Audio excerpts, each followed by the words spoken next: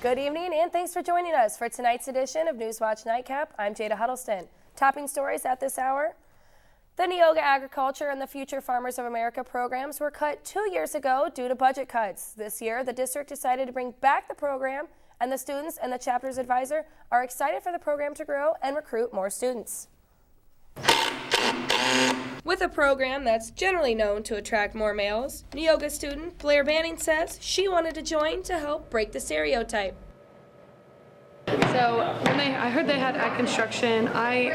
It's kind of a cliche, girls can't do construction and stuff, but I've grown up doing it my whole life. So I wanted to learn more to help my dad out. Banning says agriculture classes have helped her and other students gain skills that benefit them in future careers. FFA advisor Michaela Smith says she's seen a lot from Banning and her other students this year and is glad they're able to have the hands-on experience again. Actually saw the potential that this school had for an ag education department and an FFA chapter. And the fact that the school saw that as well and really opened up the opportunities to have these classes and to have the FFA chapter gave me inspiration that they saw the potential that I did and they were going to help me get these students to where they needed to be. The ag program offers introductory courses, ag construction, and mechanic courses. Smith says she hopes this will attract new students. That students understand what FFA can give them and what ag education can give them. There are a lot of traditional farming students here in the school district, but there are also a lot of non-traditional students. And I would like to reach out to those non-traditional students and show them here's what FFA can offer you. In Neoga, I'm Jada Huddlestun for WEIU Newswatch. Smith says the Neoga chapter has approximately 70 students in high school and about 50 more prospective students in 8th grade. Spring enrollment numbers at Eastern Illinois University are on the rise for the first time in years. Today, I spoke with Eastern's Dean of Graduate School, Ryan Hendrickson, and he says a new marketing campaign and the addition of new programs is attracting new students. Budget cuts have left Neoga without an FFA program for almost 2 years. But this year, they were able to bring the program back, and students and their advisor are showing the community they made the right decision. Wednesday morning, President Glassman will be giving his State of the University address right here in this room. The number of domestic violence cases in the area has grown over the years, and it can happen to anyone.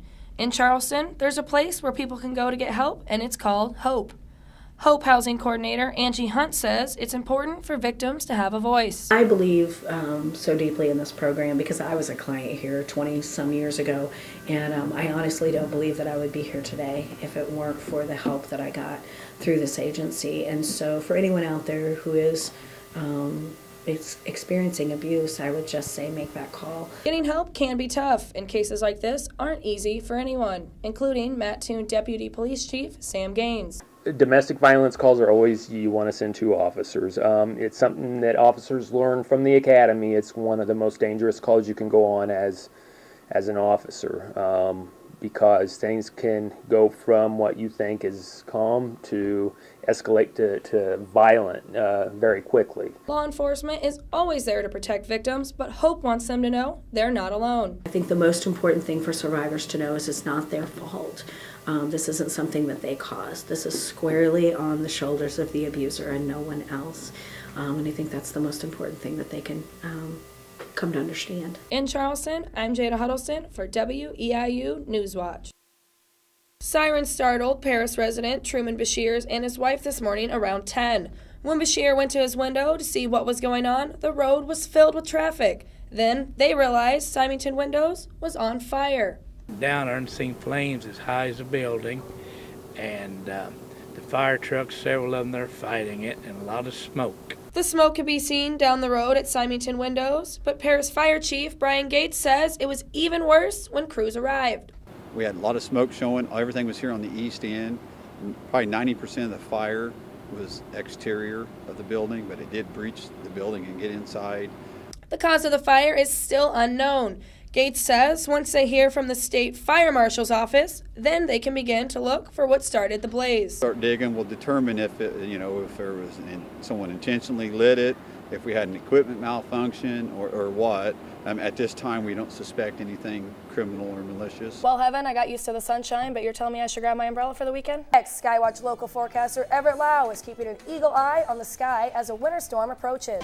The juvenile accused in the Mattoon High School shooting returns to court where a psychiatrist addresses his mental health. New federal guidelines recommend doctors start offering skin cancer prevention as early as 6 months old. That's a drastic change from a previous recommendation. Nationally, hundreds of thousands of customers in the Northeast are still in the dark. The second major storm of the week brought heavy snow and winds, knocking down trees and power lines.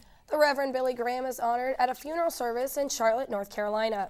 It's like deja vu all over again. The U.S. government shut down early this morning for the second time in as many months. If you planned on voting early today in Cumberland County, your plans most likely changed. Today, I found out why primary voting has been pushed back in some counties around the state.